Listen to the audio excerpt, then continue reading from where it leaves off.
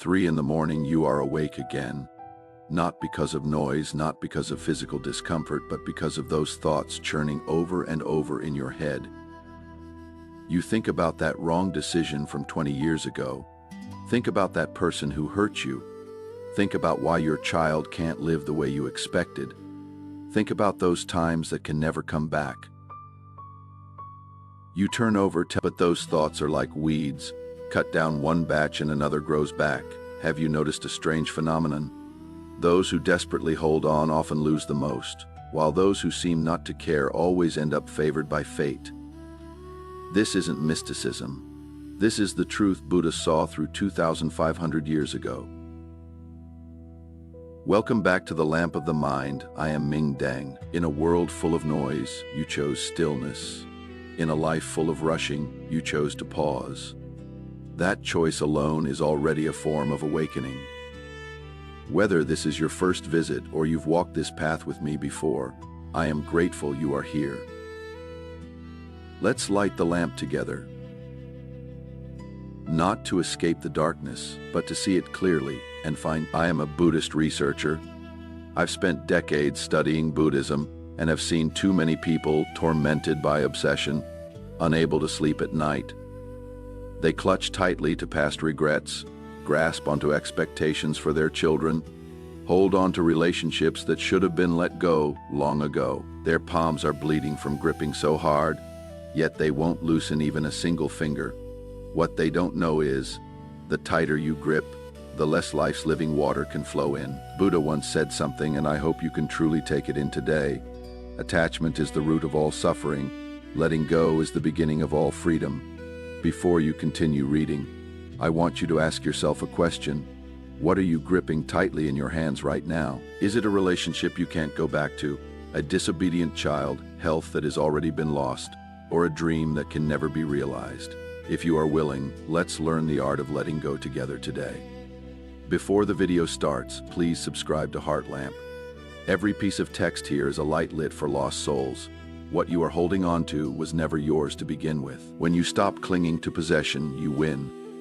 Let me tell you a story first. Once upon a time, there was a wealthy merchant who accumulated countless riches throughout his life. He had an extremely rare luminous pearl. Every night, he would take it out to polish and admire it, terrified of any mishap. He hired 10 guards for this pearl, built 3 iron gates, and even slept with it under his pillow at night. One day, a wandering old monk passed by his house, and the merchant proudly showed off his treasure. The old monk took a look and asked a question. "Benefactor, can you take this pearl with you?" The merchant was stunned. "What do you mean?" the old monk said.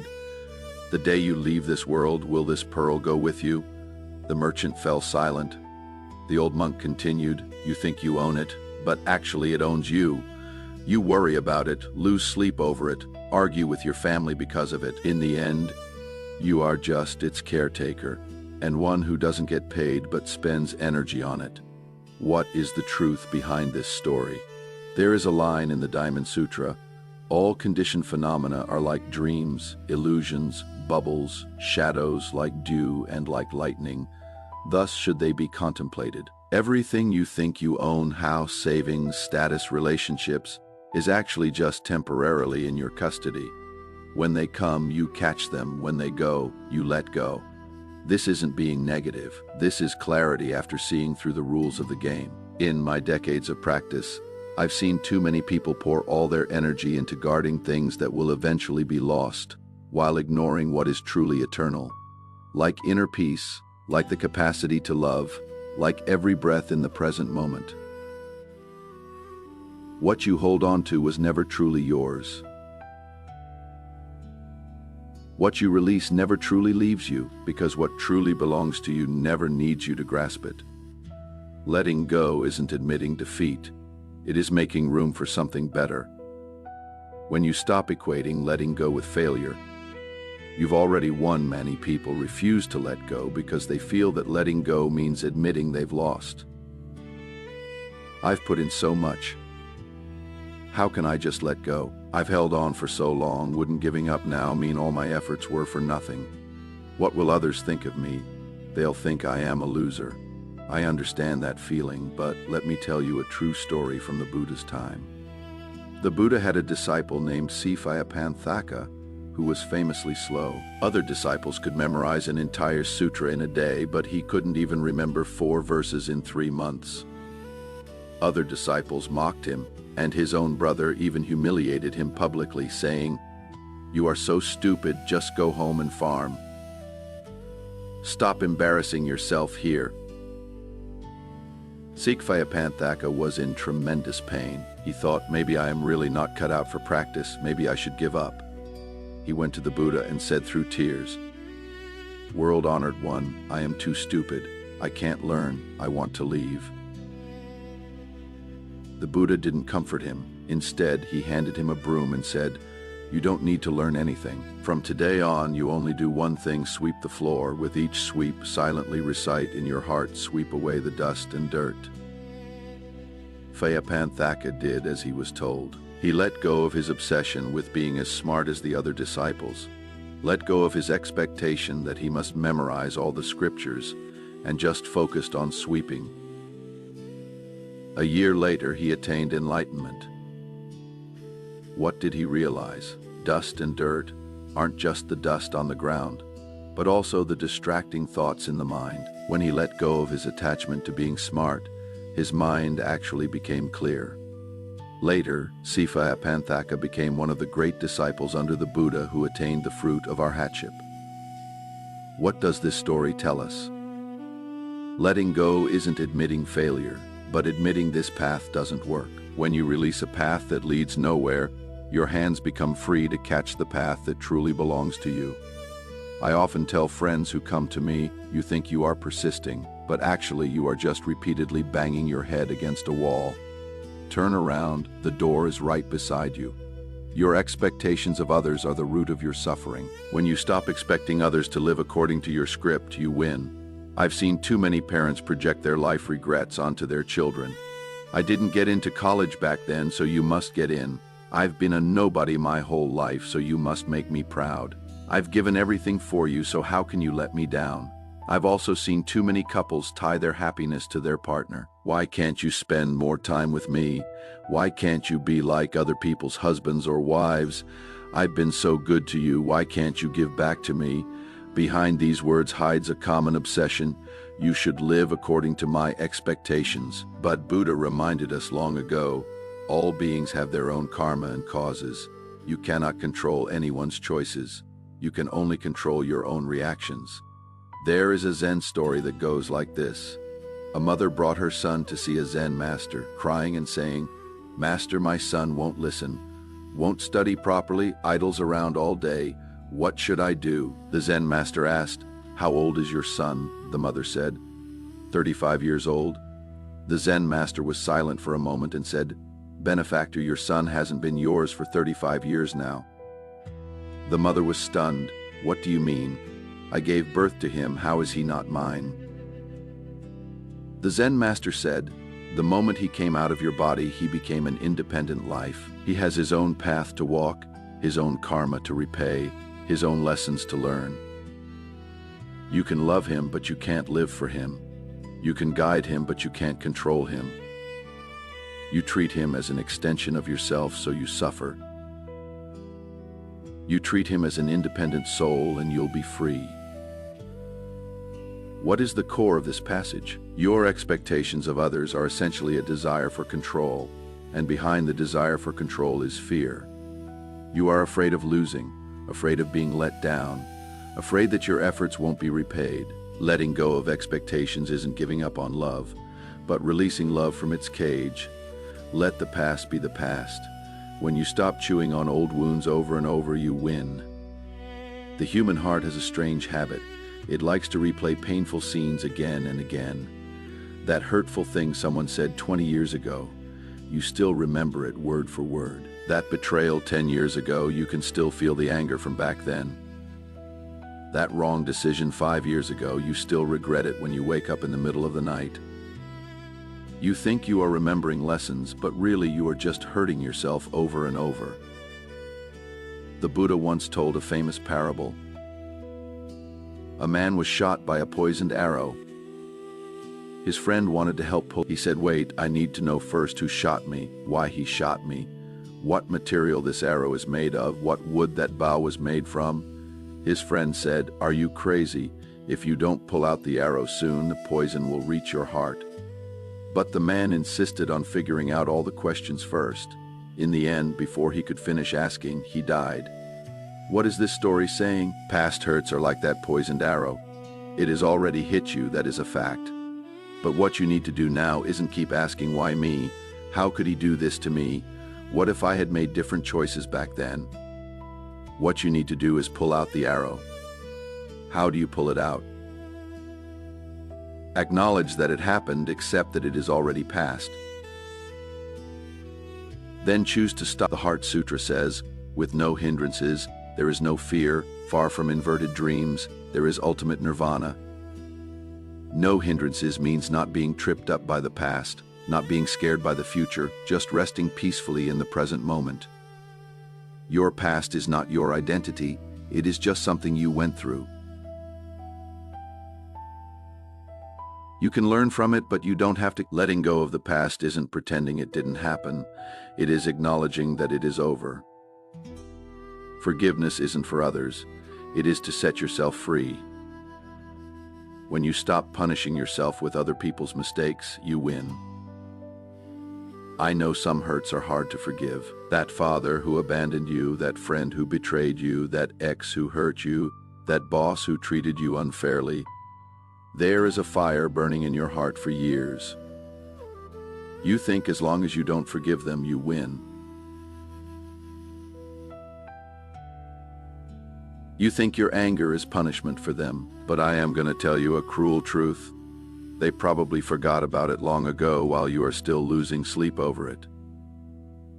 Buddha said holding on to anger is like grasping a burning coal intending to throw it at someone else. You are the one who gets burned first. There is a true story. An old woman came to a Zen master saying she had hated her mother-in-law for 40 years. When she was young, her mother-in-law made things difficult for her in every way and made her suffer all kinds of grievances. Now her mother-in-law has been dead for 20 years, but she still hates her, grinding her teeth every time she thinks about it. The Zen master asked, "Where is your mother-in-law now?" The old woman said, "Dead for 20 years. The Zen master said, "Then who are you hating?" The old woman was stunned. The Zen master continued, "Your mother-in-law no longer exists, but the mother-in-law in your heart is still alive. You feed her every day, feed her with your anger, feed her with your memories. She is living well in your heart, while the one truly suffering is yourself." What is the essence of forgiveness? Forgiveness doesn't mean what you did was right. Forgiveness doesn't mean I forgot the hurt you caused. Forgiveness means I am no longer willing to let this thing control my life. Forgiveness is a gift you give to yourself, not to the other person. When you forgive, you are not releasing them, you are releasing yourself. You don't have to prove anything to anyone. When you stop living for others' opinions, you've won. Our generation was taught from childhood to make something of ourselves. You have to get first place to make your parents proud. You have to find a good job so relatives won't laugh at you. You have to live better than others to be considered successful. So we turned our lives into a performance. We buy houses to make others envious. We post on social media to get likes. We work ourselves to death just to hear someone say, "You are so amazing." But have you ever thought those others, are they really watching you? The truth is everyone is busy performing their own life. No one has that much time to judge you.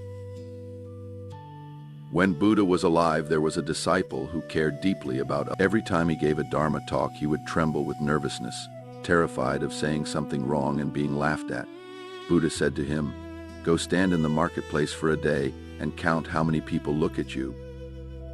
The disciple did as told, and upon returning said, "World-honored one, hardly anyone looked at me. Everyone was busy with their own affairs." The Buddha said, "Exactly. You think the whole world is watching you, but actually the whole world is watching themselves. You being so nervous is like performing for an audience that doesn't exist." What is the core of this principle? You don't need to prove your worth to anyone. Your worth doesn't depend on others' approval, but on whether you stay true to your own heart. A flower doesn't stop blooming just because no one is watching. A tree doesn't stop growing just because no one is applauding. You are not living to become a success in others' eyes, but to become the person in your own heart. Accept good enough, let go of perfect. When you stop chasing perfection, you've already won. Perfectionism is the most hidden obsession of modern people. It disguises itself as high standards, disguises itself as pursuing excellence, disguises itself as being responsible for yourself. But what is its essence? It is fear. Fear of not being good enough, fear of being criticized, fear of failure, fear of exposing your imperfections. I knew a woman whose home was always spotless, whose makeup was always impeccable, whose children always wore the most proper clothes. But she lived exhausted because she didn't allow anything to be imperfect. One day she broke down because her child forgot their lines during a school performance. She felt this was her failure, that she hadn't taught her child well enough. She came to me and asked, "Why can't I achieve perfection, no matter how hard I try?" I told her a Buddhist concept, the middle way. Before attaining enlightenment, the Buddha practiced asceticism for 6 years. He didn't eat or drink, tormenting himself until he was nothing but skin and bones, thinking this would lead to enlightenment. But it didn't. Later he gave up asceticism and accepted rice milk offered by a shepherdess, which restored his strength. Other ascetics mocked him for falling from grace, but shortly after that, he attained enlightenment under the Bodhi tree. The first truth the Buddha realized was that extremes are the root of suffering, and the middle way is the path to liberation. Perfectionism is a kind of extreme. It keeps you forever unsatisfied, forever chasing a standard that doesn't exist. Good enough isn't mediocrity, it is wisdom. Your child doesn't need to be first in everything. They just need to be healthy and happy. You yourself don't need to be flawless. You just need to live authentically. Let go of perfect, embrace good enough, and you'll find life suddenly becomes much easier. Buddhism speaks of how connections arise and fade. Every relationship has its karma. Some are meant to accompany you for a while, not for a lifetime. But many people don't understand this. They cling to a relationship that has long withered, like holding on to a dead tree expecting it to bloom again. I know a man who has been friends with an old buddy, but every time they meet, this friend just complains and takes and drains his energy. He feels exhausted after every get-together. He asked me, "We've known each other for so long. How could I cut off this friendship?" I asked him, "If you had just met this person today, would you choose to be friends with them?" He was silent for a long time and said, "No." I said, "Then what you are holding on to isn't friendship, it is inertia." Buddha taught us that not all connections are worth maintaining. Some people come into your life to teach you something. When the lesson is over, they should leave. Forcing them to stay isn't compassion, it is attachment. Some relationships nourish you and make you better. Some relationships drain you and make you more tired. You need to learn to tell the difference. Letting go of a relationship that no longer nourishes you isn't being heartless. It is respecting the natural flow of karma. Your energy is limited. Save it for those who truly deserve it. Let go of the attachment to certainty. When you no longer need to know all the answers, we want to know what will happen tomorrow, want to know if this decision is right or wrong, want to know if the future will be happy. We desperately plan, predict, and control, trying to turn life into a math problem with a standard answer. But life isn't a math problem. Life is a river. You never know what you'll encounter at the next turn. Buddha once told a story. There was a farmer whose horse ran away. The neighbor said, "How unlucky." The farmer said, "Who knows?" A few days later, that horse came back with a herd of wild horses. The neighbor said, "How lucky." The farmer said, the neighbor said, "How unlucky." The farmer said, "Who knows?" Soon after, war broke out, and all young men were drafted to fight. Many died. But the farmer's son stayed home because of his broken leg. What is the wisdom of this story? What you think is bad might be good in disguise. What you think is good might be the beginning of something bad. You can never judge the ultimate meaning of something in the present moment. So let go of your attachment to certainty. You don't need to know all the answers, you just need to believe that no matter what happens, you have the ability to cope, and whatever the outcome, it is what you need to experience. Uncertainty is not a threat, but a possibility. When you embrace uncertainty, you embrace all the miracles of life. Ultimately, what you need to let go of is the self. When you no longer cling to the self, you are truly free. This is the hardest lesson and also the most important lesson. In the previous 9 lessons, we talked about letting go of possessions, letting go of expectations, letting go of the past, letting go of anger, letting go of others' opinions, letting go of perfection, letting go of relationships, letting go of certainty. But what is the root of all these attachments? It is the self.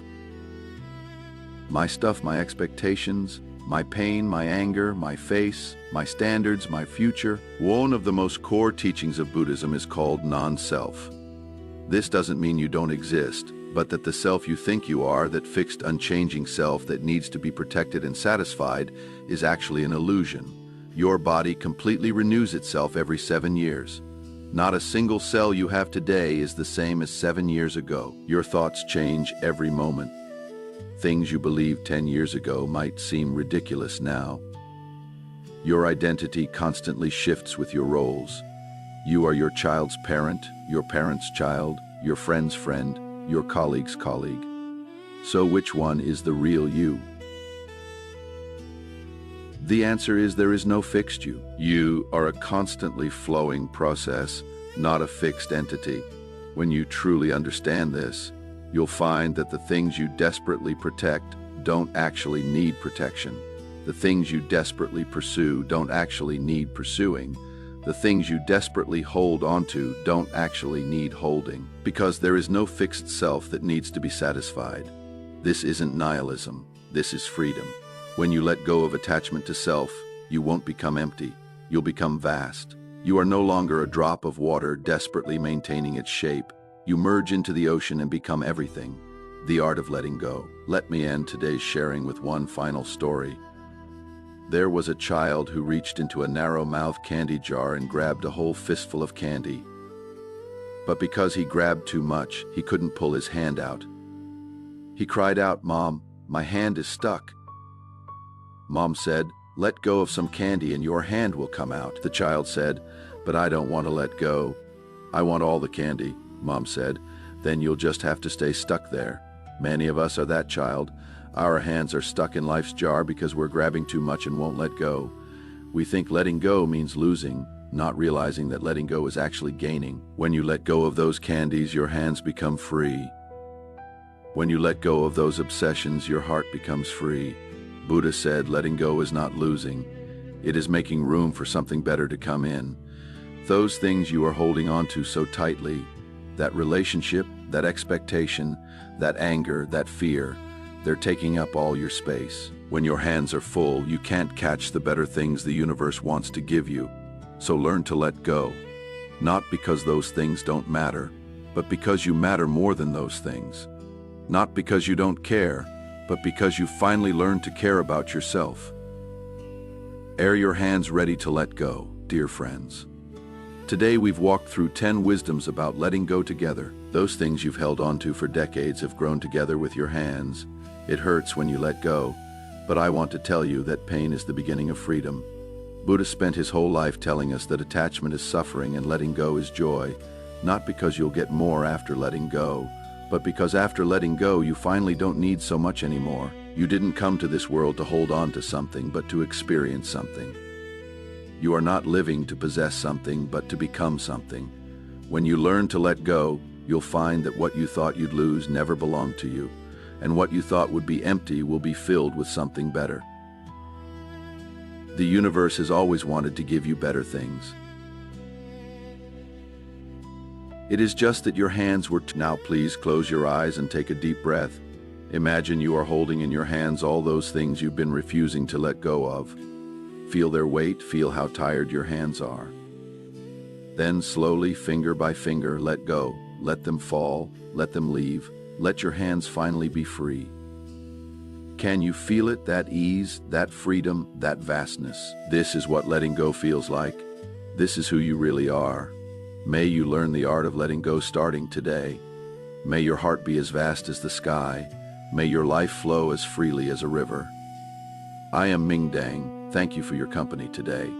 If these words touched you, please like and share so more lost souls can see this light.